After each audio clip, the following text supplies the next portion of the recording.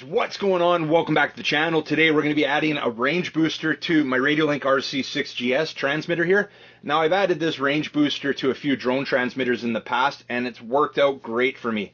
So I'll probably leave some cards for those videos up above if you want to check them out. But today, for the first time, I'm going to be adding this booster to an RC transmitter. So let's have a look at the booster here, guys.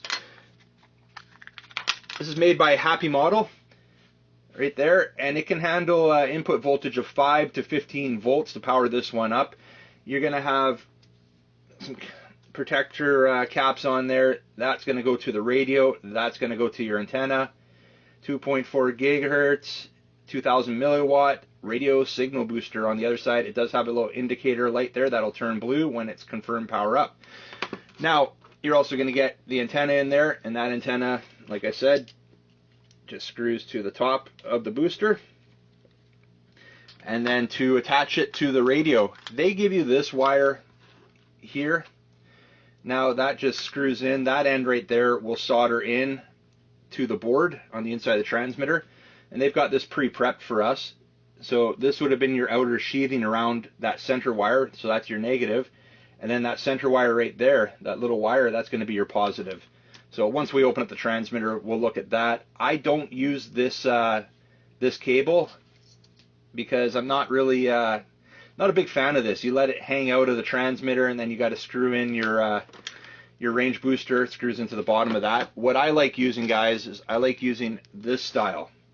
So it's just the opposite. This would be your like female. This will be a male, and I mount that. And the reason I mount that is it allows me now to just use the antenna here without the range booster. If I'm not concerned about range, I'm just maybe bashing around with this transmitter, I can just use the antenna now and not have to have the range booster. And along with that, also going to need a little adapter that I have right here, and I'm going to leave links for everything that I'm using in this install down below in the description. So basically that's going to be hanging out of the transmitter. This will be screwing onto that, and then the booster on top of that. But you'll see that once we get complete. I just wanted to give you guys a look at what we got here. It does have a JST connector right there to power it up. I will be powering it up with a 2-cell battery. It's going to be a small battery. Actually, I think, you look in here, so you see that little lithium ion there. I'm going to put a second one in there. That'll power the range booster. This one powers the transmitter right now. So we'll give you a full look at that once we get it all in, but right now I'm going to clean up a little bit here. We're going to start getting this transmitter apart, and it doesn't matter what transmitter you're using this on. I just happen to want to do this to the RC6GS, but this will work on any transmitter, so it's not a big deal. Even toy grades it works on, and if you want to check out those cards above, I do leave a card for a couple toy grades that don't even have external antennas like the Radiolink here. But regardless, I'm going to clean up a bit, get this apart. We'll have a look at the inside. We'll see where we have to solder to. I do have to prep this wire right here to look like that one so we can get it soldered to the board. So I'll do that as well, and then we'll get this thing installed. All right, first thing we're going to do here is prep the wire so that we can solder it to the board once we got the transmitter apart. So we're going to have to strip, I usually strip about, I don't know, roughly 3/8 of an inch of the outer sheathing here. And we just got to take our time because it is delicate. There we go. I got part of it off there. I'm just going to use the awl here and just get in behind to get the rest of it off. So there we go. There's our outer sheathing. Now on the inside of that is going to be our power wire. So we've got to kind of work it away here again, being delicate because we don't want to. You can see it right there. I'll get it there. We don't want to wreck any of the wiring here because it's important. It's important that we get a nice connection. You can see how I've pulled back the outer sheathing, or the outer whatever you want to call it, sheathing there I call it, and then that exposes the center wire. So what I'm going to do now is actually I'm going to get the soldering iron plugged in here, and we now need to carefully just twist that, I call it braided sheathing, twist it like that. And that's exactly what they did here. So what I'm going to do right away is I'm going to get a little bit of solder onto that. We'll tin it, and that way we'll our negative will be good to go. Just going to grab some solder out of here. There we go. We'll get a little flux onto the end of their negative wire there. All right.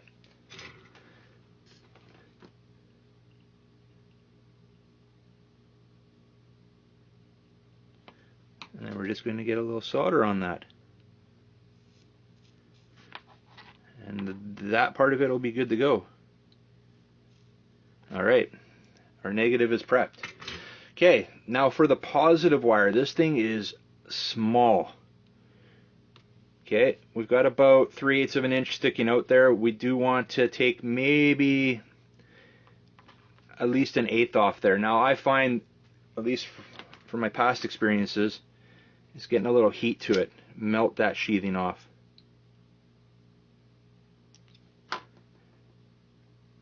And then pull it off with your finger. So now it may be hard to see on the camera, but I've exposed about 1/8 of an inch of that wire now. So same thing, I'm going to get it in there. We're going to get a little bit of solder on it, and that's prepped now. You don't want to leave the heat onto that for too long, or else that wire will just burn right up. So anyways guys, we are prepped. We're looking much like we do with the wire that came with it now. So we can put that aside, and next step after that, we can keep the soldering gear out. I'm going to need to get this transmitter apart. So that's going to be the next step. We're going to pull the transmitter apart here, and then we're going to have a look at the board and locate where our wires need the solder.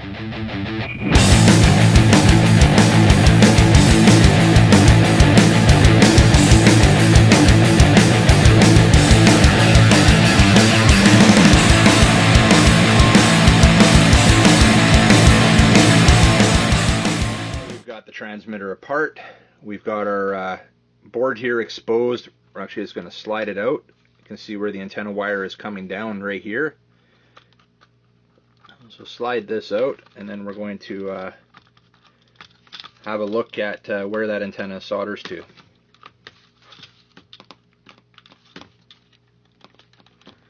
All right. There we go. Alright, so the antenna, guys, very, very small soldering points there. So I suggest, what I like to use at least, is actually a USB soldering iron to work on delicate electronics like this. So I can see, now I'm not sure if we can get a zoom up close here, but I'll point it out. On this specific transmitter, the center wire here, being your positive, is going right there, and then your sheathing, which is your negative, right there. Your braided cable that was around the outside is right there. So those are our soldering points. So that's what I've got to desolder right now. So I'll try to do that. I should bring out magnifying glass, but I'm not, so we will do our best here.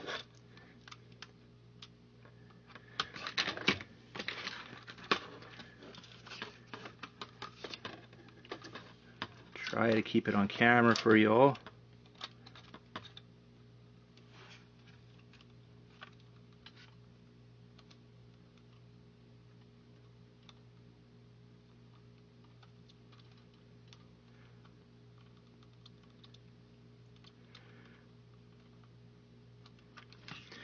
We got the positive desoldered. Yeah, we should be able to get it out. There we go. Alright, so we got the cable off there. So next step for me is I'm going to, for my specific install here, like I told you how I was going to do it, guys, is I'm not, now what I've seen in the past, a lot of guys just coil this up, they put it back in there. This is where I want the cable that we prepped here to come through, right like that, and that's where I'll mount the range booster or just the external antenna if I choose to.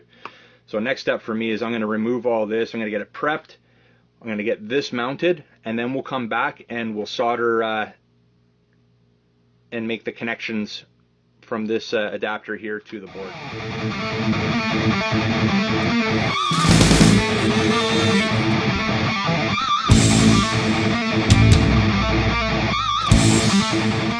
We've got the old antenna desoldered. We've got the new connector ran right there. Now we've got to solder the wires here. And remind you, you got to be delicate. These are very fragile. So I'm going to just put a little flux onto the board there, and I'm going to put a little bit more solder on there as well, and then we should be good to make the connections. So that would be our negative on the outside here. And man, these are small connections. These are probably the smallest connections I've seen that I've worked with for doing this mod. Not a big deal though, we'll get through it. Alright, so I'm just going to get a little bit more solder onto. There we go. We got a nice bit of solder on there now. Okay, so the best thing to do here would be to kind of measure it out. Almost want to get that positive on there first. So that's what we're going to do.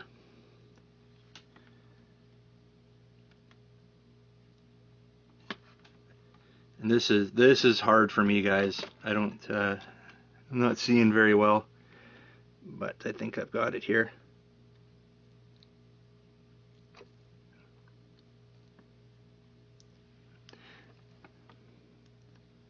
It's on there, but I want to make a slight adjustment.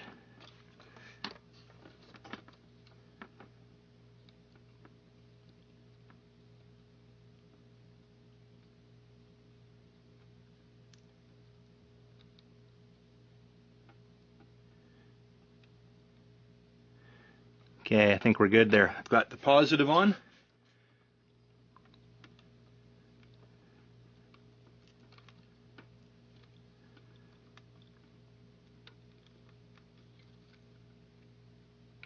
Okay, it's on there. I just got to take a quick look at it. Yeah, that's decent. Not bad. I am going to put a tad more solder on top of that negative. We'll do that right now.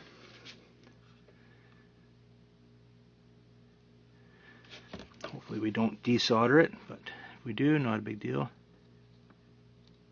There we go. I'm happier with that now.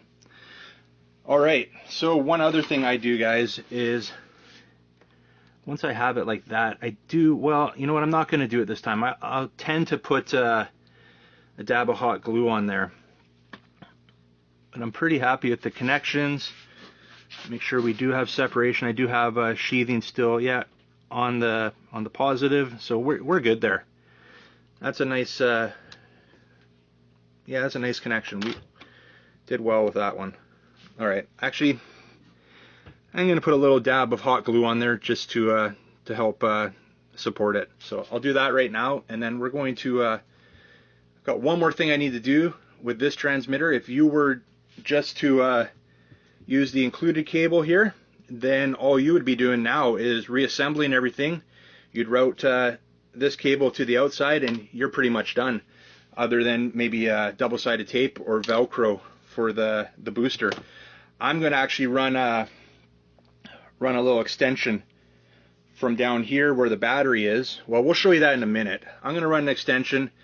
First thing I'm going to do though is get the glue on there. We're going to get this board back into place, and then from there we'll continue here with what I need to do to finish off this. I'm ready to put the transmitter back together. I'm going to show you what I did here though. So here's how I'm going to power it up. I've got a JST connector here. I made my own little jumper cable, and we ran the wires all the way through down to the battery tray where I've got the opposite end there. I'll be plugging in a little lithium-ion battery, 2-cell. This one happens to be 650 milliamp hours. So that'll fit in there along with the battery I use, which is the exact same battery to power up the transmitter. So those will both fit in the battery tray on this one. And yeah, a little hot glue in there to hold the wire in, and just knotted the bottom here so it can't be pulled through, and we're good to go, guys. So I'm gonna get this back together now. We'll screw on the booster and we'll power it up, make sure everything lights up, powers up, and we'll be good to go. All right, guys, we got the transmitter back together. We've got the batteries in the battery tray plugged in, ready to go.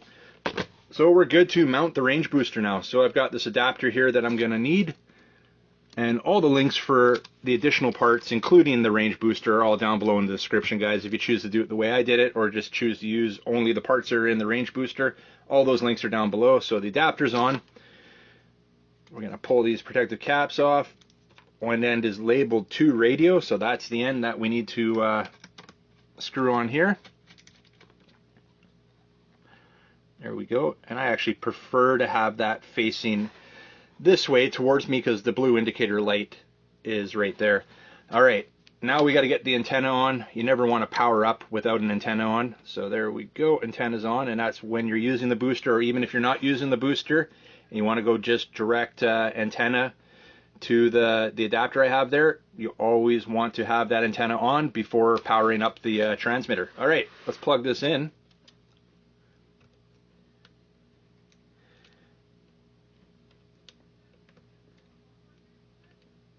There we go. Get it going the right way there. Okay, it's plugged in now. So as soon as we turn on the transmitter, we should see a blue indicator light turn on there. And there we go. The indicator light is on. And this is good to go. That's it for this mod, guys. Not too difficult. Takes a little bit of skill for the soldering, but not a big deal. I've done this a few times now and works great. The reason we want to use a range booster, for myself at least, is I'm starting to get a little bit more involved with some speed runs, and it's great to have a range booster just to ensure that you always have good connection between the transmitter and the RC. Now, the Radiolink here, the RC6GS, has great range even without the booster, but now it's got epic range. And even if we're not wanting to go out a far distance, you can still use the range booster, no problems, but you don't need to. You can just unplug it, unscrew it, and this is the reason why I used this connector, is because now I can just directly screw on an antenna and not have to use the booster if I don't need to. So just like that, guys, where the connector that comes with it does not allow you to do that. Guys, we're going to get ready to wrap this one up now. You want to get some more info on the Happymodel range booster, or even grab one for yourself, links are down below in the description. I've also left links for the additional parts I used in this install. If you like this video, make sure you hit a big thumbs up, new to the channel. Don't forget to hit that subscribe button before you head out. And remember, don't be a stranger. We'll see you on the next one. See ya.